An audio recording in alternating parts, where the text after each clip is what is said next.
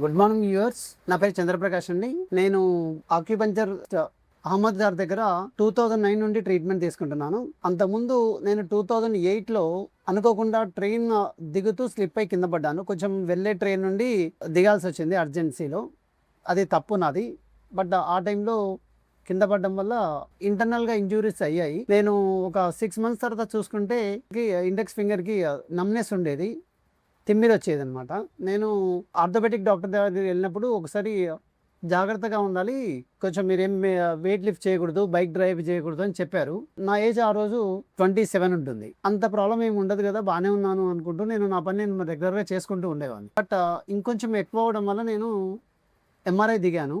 Problem status ఏంటో తెలుసుకుందాము, ఎందుకు ఇట్లా కొంచెం పెయిన్ ఉంటుంది, తిమ్మిరి వస్తుంది చేతికి అని చెప్పి చూస్తే ఎంఆర్ఐ దిగడం వల్ల నాకు చాలా క్లియర్గా తెలిసింది. L5 L6లో C5 C6లో కూడా కొన్ని బల్జెస్ ఉన్నాయి స్పైన్లో, వెన్నెముకలో. ఎప్పుడైతే బల్జెస్ ఉన్నాయో నాకు కొంచెం భయం స్టార్ట్ అయింది.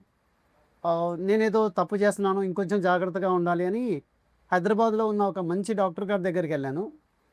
ఆ టైంలో డాక్టర్కి ఇచ్చిన సజెషన్ ఏంటంటే ఇమ్మీడియట్గా ఆపరేషన్ చేసుకోవాలి అని చెప్పారు. ఆపరేషన్ చేసుకోవడానికి ఎంత ఖర్చు అవుద్ది అని అడిగాను. సుమారుగా ఒక 1 lakh రూపీస్ అవుతుంది అని 2009లో చెప్పారు. నాకెందుకో కొంచెం డౌట్, నేను బాగానే ఉన్నాను, నడుచుకుంటూ వెళ్ళాను, నేనేమి ఇబ్బందిగా ఫీల్ అవ్వట్లేదు. అప్పుడప్పుడు ఎప్పుడో తిమ్మిరి వస్తుంది కొంచెము, స్ట్రెయిన్ అయినప్పుడు, వెయిట్ లిఫ్ట్ చేసినప్పుడు, బైక్ డ్రైవ్ చేసినప్పుడు. ఈ ప్రాబ్లంకి వెళ్ళి సాల్వ్ చేయడానికి ఎలా ఉండాలి అని డాక్టర్ గారు ఇచ్చిన సజెషన్ వింటూనే, సార్ ఇప్పుడు ఆపరేషన్ చేసుకోకపోతే ఏమవుతుంది అని అడిగాను. మీరు ఎప్పుడైనా కింద పడిపోతారండి అని చెప్పారు. జస్ట్ ఈవెన్ బాత్రూంలో ఒక పైన దర్వాజా తగిలినా మీరు కింద పడిపోతారు, ఇంకా ఎప్పుడు ఈవెన్ లేవడం కూడా ఇబ్బంది అవుతుందేమో అని చెప్పారు. నేను ఆ రోజు నుండి యాక్చువల్గా డిప్రెషన్లోకి వెళ్ళిపోయాను, ఒక మాటలో చెప్పాలి అని. ఆ డిప్రెషన్కి వెళ్ళిపోయింది ఎట్లా అయిపోయిందంటే, నేను ఈవెన్ స్టిఫ్గా ఉండడము, భయంగా ఉండడము, టెన్షన్గా ఉండడం, ఎప్పుడు ఈవెన్ బైక్ ఎక్కకుండా ఉండడము, ఇట్లా అన్నీ కొంచెం బాధలో ఉన్నాను. బట్ 2009లో అనుకోకుండా నాకు డాక్టర్ గారు పరిచయం అవడము, అహ్మద్ గారు. ఆ రోజు నుండి ఈ రోజు వరకు నాకు ఎప్పుడైనా నెక్లో పెయిన్ ఉన్నా, టెన్షన్ అనిపించినా, యాంగ్జైటీ అనిపించినా, తిమ్మిరి అనిపించినా నేను డాక్టర్ గారి దగ్గరికి వస్తాను.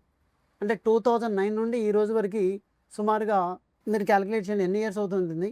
అన్ని ఇయర్స్ నుండి నేను ట్రీట్మెంట్ తీసుకోవడం వల్ల నేను ఇప్పటివరకు నాకు మ్యారేజ్ అయిపోయింది, 2 పిల్లలు, వాళ్ళు స్కూల్కి వెళ్తున్నారు. నేను ఒక 2 కార్లు మార్చాను, 2 లక్షల కిలోమీటర్లు కార్ డ్రైవింగ్ నేనే చేసుకున్నాను ఓన్గా.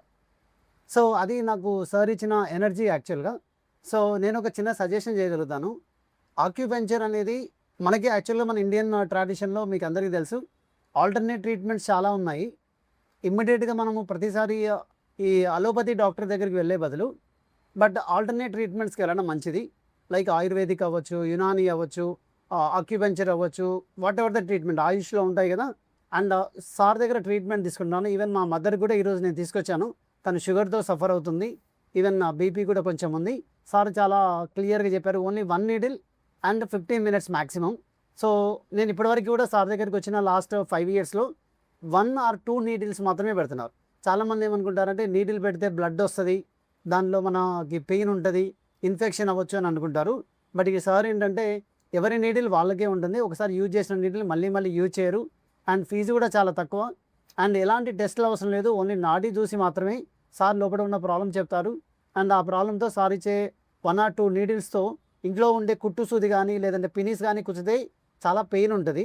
బట్ ఈ సూదులతో మాత్రము నిజంగా ఎలాంటి పెయిన్ ఉండదు. బట్ మీరు ట్రీట్మెంట్ చేసుకొని తర్వాత నిజంగా చెప్పాలి అంటే మీరు టెస్టులు చేసుకోవచ్చు. బట్ అంతవరకు నేను గ్యారంటీ అండి. సో నేను ఇక్కడ పాలిటెక్నిక్ లెక్చరర్గా చేస్తాను, ఇంజనీరింగ్ అయిపోయింది. బట్ నేను సార్ని నమ్ముతున్నానంటే మీరు కూడా కొంచెం ఆలోచించండి. మా మదర్ని తీసుకొచ్చాను, నేను వాడాను, మా పిల్లలకి ఈవెన్ ఫీవర్ గిట్లా వచ్చినప్పుడు కూడా సార్ దగ్గరికి వస్తాను. సార్ ఇచ్చే సజెషన్స్ బాగుంటాయి. సో ఈవెన్ ఈవినింగ్ 7 o'clock వరకు తినని సార్ చాలా క్లియర్గా చెప్తారు. వాటర్ ఎట్లా తాగాలో చెప్తారు, ఎలా తినాలి, ఏముండాలో చెప్తారు. నేనైతే చాలా లాభపడ్డాను. మీరు కూడా ట్రీట్మెంట్ తీసుకొని మీకు ఏదైనా ప్రాబ్లం ఉన్నప్పుడు ఫస్ట్ మీకు కాన్ఫిడెన్స్ వస్తుంది, దాంతో మీకు ఎనర్జీ వస్తుంది, మీ పని మీరు చేసుకోగలుగుతారు, హ్యాపీగా ఉండగలుగుతారు. Thank you very much.